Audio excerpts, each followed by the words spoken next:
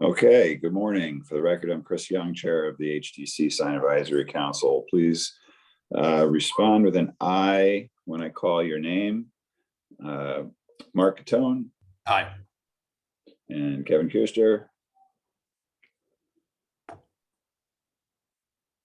Kevin, muted, but we know he's here. Aye, sorry. Great, thanks. And for staff, we have Esmeralda. Present. Thank you. And so the open meeting of the HDC SAC is being conducted remotely, consistent with Governor Baker's executive order of March 12th, 2020. That order, posted with the agenda materials for this meeting, allows public bodies to convene remotely so long as public access to deliberations is reasonably provided. This meeting is convening via Zoom with video and audio recording, and we're being broadcast via the YouTube channel. With members of the public present, we will feature public comment. Materials provided to members for the meeting or provided during the meeting are, unless otherwise noted, available on the town's website. During the meeting, I'll introduce agenda topics and speakers. Please remember to mute your Zoom audio until your name's called, and direct comments and questions through the chair to avoid crosstalk and the making of taking minutes easier. Lastly, votes will be conducted by roll call. With that said, let's move on to the meeting. We'll call to order 9:07 a.m. on Tuesday, February 22nd, 2022. Do we have a motion to approve our agenda? Motion. Thanks, Mark. Thanks, Kevin. Mark, you're in favor? Aye. Kevin? Aye. I am as well. So we have that approved, and we do not have minutes as far as I'm aware. Is that right, Esmeralda? That is correct. Okay. Nobody's on for public comment or preliminary discussion, so let's move on to the Mass Audubon application. And Sam, you have the floor. All right. Well, thank you for the opportunity to revisit this proposal with the photos of the proposed locations of signage. So I went ahead after meeting with you all, I think it was about a month ago now. We were able to get through that the design of the sign was approvable, but we just needed to touch up on the actual where the signs would be located in the context of like the surrounding area. So I went out to Sacajah and Pulpus Road and ended up posting, just tomato stakes with some pink flagging showing the locations of where these signs would be. And these, pretty much all of them were within, I want to say they were anywhere from 3 to 8 feet off of the road. In some areas, like this photo is one of the closer, where it was closer to the shoulder of the road. But where possible, tried to keep them as far away from the road as I could. And then in areas where there was, the bike path, if there wasn't an access to the sanctuary, I had the post placed or proposed right along the bike path. But if it indicated, like if there was an entrance from Pulpus Road to the sanctuary, I had that posted in between the bike path and the road. So that way it'd be visible for cars so they could turn in. And but yeah, I think that's really all the detail I have to share with you all, but I'm here for questions and of course feedback. And these, I ended up posting 18, I believe 18 of the proposed 20. So with a focus on that Pulpus Road, because I know that was a concern. So looking forward to your comments, and thanks again for working with us to help bound our sanctuaries. Okay, so Sam, when you say you posted 18, does that mean you still are applying for 20? That's right. Yeah. As of our last meeting, I believe you all had said, if I can post the majority of them, especially with the ones being on Pulpus Road, that would be sufficient. But yes. So still Okay. all 20. And in this picture, for example, what I'm seeing, it looks like that's between the road and the bike path. Is that right? That's right. Yeah, and Okay. that's what I was trying to get at is when you can see the entrance to the left side of the photo here where you can actually enter the sanctuary. So right to the left of my truck, as you're looking at the picture, there's actually an NCF logo, because this is how you can enter some NCF property in the moors as well. So I was just having it be symmetrical with their posting. Interesting. So theirs is in between the bike path and the road as well. That's right. Okay, because I believe that's all town property. I don't know for sure, but I thought that Mhm. the town owned everything between the road and the bike path, which would make it more appropriate to have that sign on the opposite side of the Sure. bike path. Yeah, and if But I don't interesting. mean There- to cut you off, if that is the case, it was hard to tell from GIS if that is part of their right of way, or if so, of course, we would move it so it's on the Got other side of the bike path. Okay, let me open it up to the members that are here. Kevin, do you want to ask any questions? Yeah, I very much appreciate them being staked. It would be helpful if we can take the time to look at them in the field, I guess. I didn't know that they were going to be up, otherwise I would have gone.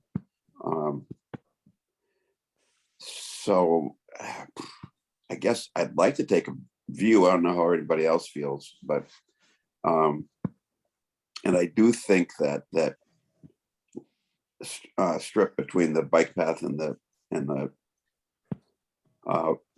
Pulpus Road, I think that is town, because we had a sign removed there a while back for the Life Saving Museum. That's all. My hunches are probably going to be fine. I'd just like to see them in the field. Thanks. All right, thanks, Kevin. Mark? Is it possible to see the graphic again on these? Might have been a meeting I wasn't present for. The sign design itself. Yeah, please. Got it. Yeah, It's- yeah. So it'll look just like that, but with their logo. Right, and we'll be 3 feet tall instead of 4 feet. Got it. Okay. I don't know that seems like these are consistent with the other posts and such and what's been done on the island.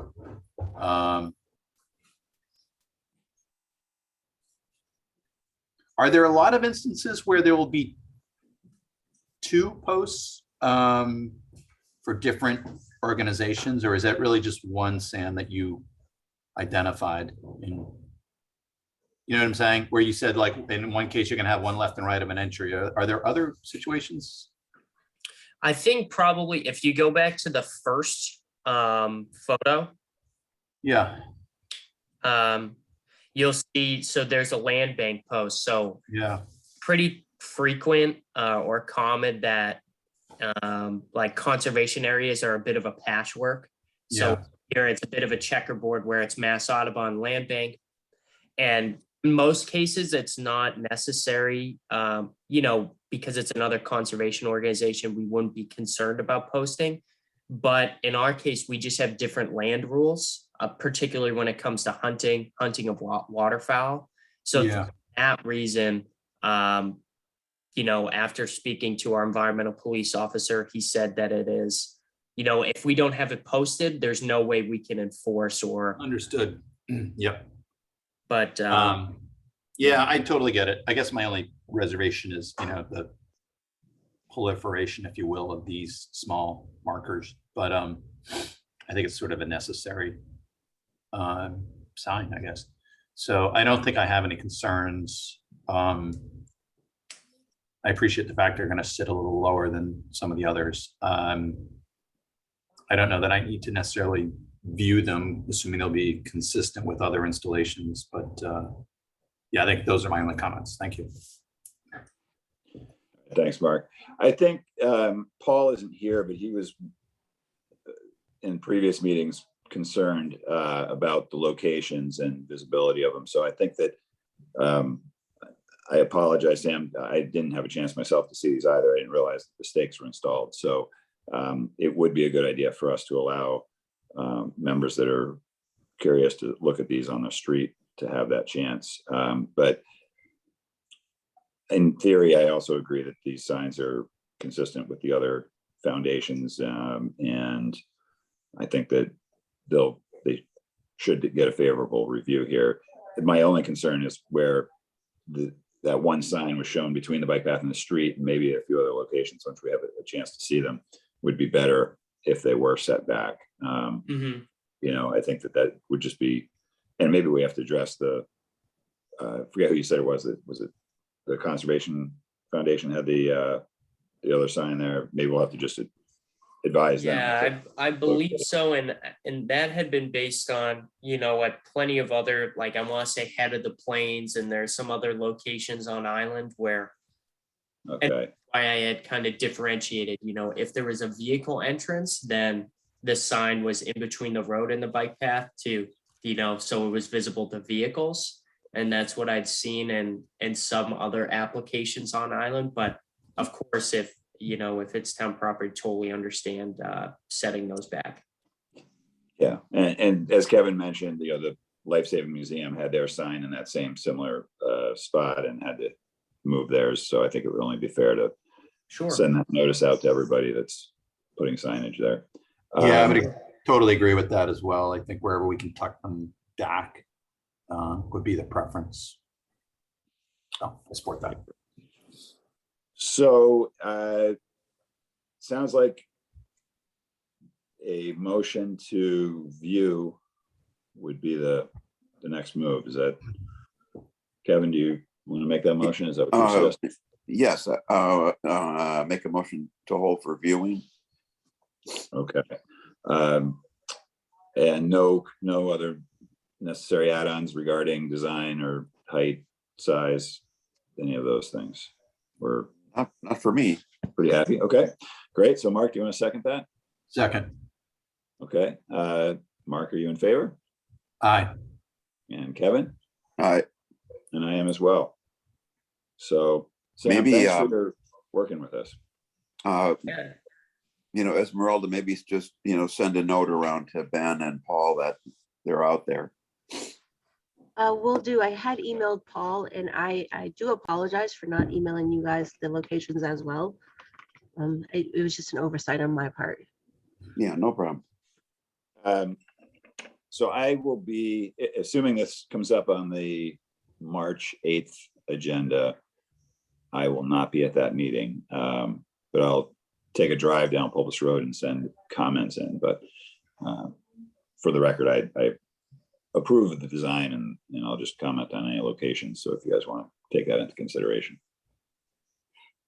Yeah, we may need to get either Paul or Ben to read in so we can get this off the table. Yeah, Right. and I will say that I won't be able to make the 8th meeting because I'll be off island as well.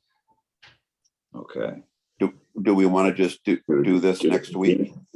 Would it be better if, yeah, I was going to suggest if you meet the following week? That's Yeah. The okay. 15th, I'll be back on island. Next week, I'm away as well. Mark, are you away next week as well? Sorry, let me see. Yeah, Tuesday so that's Tuesday the 1st. I could do that. And I could do the 15th as well. Okay, well, we could. Was that your Sam, question? how much of a hurry are you in for this? Like, what's the signs are now being made, right? So they'll take a while. Yeah, so they're being made, and they were requested, after last meeting, so they should be on their way. I'm coordinating with our island staff to get them out to help me install. So, I mean, especially if there might be changes, earlier would be better, but ultimately whatever works for you all. Okay, and Esmeralda, is there the regular HDCs board schedule that we have to take into consideration? Meaning, can this show up on any of their agendas once it gets through our This process? can show up on any of the agendas as long as I do it within the 48 hours. So Okay, gotcha. So I guess we could check and see if Paul or Ben are available next Tuesday. And that would just help get us back on cycle. So why don't we shoot for that? Why don't we shoot for the 1st, and then the next meeting would be the 15th after that. okay. Does that sound good to you, Kevin Sure. and Mark? Okay. Yes. Okay. So we don't have anything else on the agenda, correct? Does anybody want to make a motion? I just have a question. And I don't know if we just let this lie where it is, but I felt like on this application for the salon at Joe's Barbershop, I sort of felt like we didn't have all the information when we talked about it last time. And I don't know. So I'm not, you know what I'm trying to say? There's been some follow-up to that, Kevin, where and Esmeralda can probably fill us in, but Esmeralda, do you want to talk about the emails you've received? Sure. So Kathleen had emailed me and requesting for you guys to take in consideration the previous sign. And I explained to her that you guys were clear and made the motion that the Davia Salon was approved with the condition of the Joe Barber Shop sign be removed. So she did email me this morning, and I'll forward it to you guys so you guys can see it. But pretty much saying that who should she talk to, because she's trying to conserve the island's heritage with that sign since it got grandfathered in.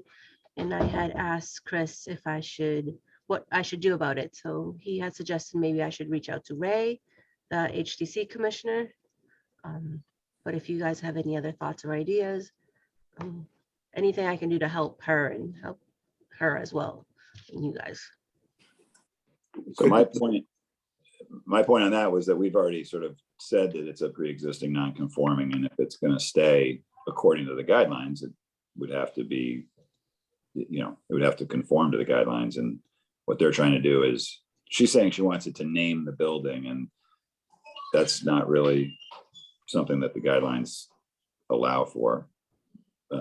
So, I thought that might end up at the full board anyway. So what do you guys think? Well, I sort of feel, I don't know, I have mixed feelings about it. I think that on one hand, there are cases where we've asked signs to stay. I'm hard pressed to find a place where we had a freestanding sign that we asked to stay, except maybe at Bartlett's. I think that if maybe what the thing she could do is to reapply and to have a well-documented case about why this is historic, when it showed up, if it is grandfathered, where that record is. We asked Marine Home to provide that when they redid theirs. And if we had some assurances that it would stay as a historical marker and not sometime down the road change to a coffee shop or something. I don't know. I feel like it perhaps could use a little more discussion for the sake of the applicant. But on the flip side of that, I don't mind cleaning up some of the freestanding stuff either. So, but she certainly, I would think, would have every right to put it back on the agenda with a different application, because she really didn't have anything for that particular sign. Well, anyway, that's my thoughts on it. So maybe for all fairness and to try to do the right thing by her is maybe just offer that up, that she, that we sit down and, rehear it. Okay. So Mark, do you have any thoughts on that? Are you familiar with? Yeah, I think I sat on some of this. Was what was ultimately approved, a removal of that freestanding sign and then a wall sign or a Right. protecting sign? Yes, yeah. Wall. The thought was that it was a little conflicting, the message of having Joe's Barbershop and the Davia Salon signs didn't really tell you what was going on with the business. Kathleen Souza's, her thought is that it is identifying the building. It's Yeah. the iconic location.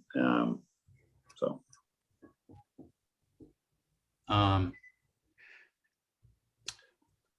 yeah, I feel it's funny. I felt funny about this one. So that was my recollection as to how that transpired. Um,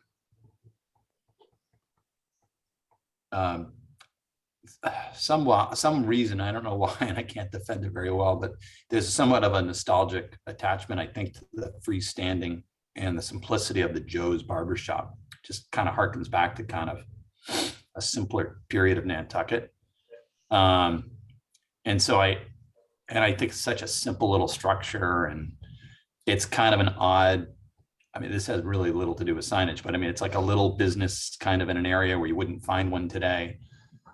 So it's kind of a vestige of and it's probably drawing from I could be wrong here, like the 50s or 60s period. That's at least how I've always interpreted it. And so I've always sort of found it charming. I was sort of bummed to think that it might go away and I know that's totally contrary to our charter, but I wish there was a way it could stick around and yet accommodate, I mean, the easiest thing is obviously that the sign comes down, it's replaced. They can continue to use the armature. It sounds like they want to keep the original Joe's Barbershop sign itself. I don't know. I don't know that I'm an answer. Is it the new business at Joe's Barbershop? Type of more of that approach, and it's sort of they replace the sign, but in a graphic way, they're able to accommodate the new business on there. So, they're somewhat more in compliance by replacing the sign. Sort of spitballing a little bit here, but Yeah. That's, and I never found the sign to be like in your face. It's the whole, the building, everything about it is pretty modest. So it never really stood too much out to me. I'm not looking to preserve a lot of freestanding signs around the island, but this is one that never really troubled me much. That's my 2 cents. If there's a way that it could stay and we're comfortable with accommodating the new business name, I didn't know if it was an attachment below it. Let's say there were 2 businesses there now, and that's probably a modification to a freestanding, and maybe that's not even permitted. So right now, is this what's been approved? Is over the window? I mean, I could see, if we do allow the freestanding one, I could see making this sign just a smaller quarter board, directly over the door. And because so that way there's at least some kind of hierarchy. You have the building name and you have the business name at the door. Yeah. But I think, I think if the applicant wants to make a case, and much like we would have to do for an old building on HDC, if we can determine and make a case that this is a historic sign and should be kept for all the reasons Mark says, and it should be kept, in my mind, it should be that design, that process, it's always stays like that, just like the drugstore stays and Pacific National Bank stays. And so I think if we could craft that right, we can accomplish what I think we're looking for.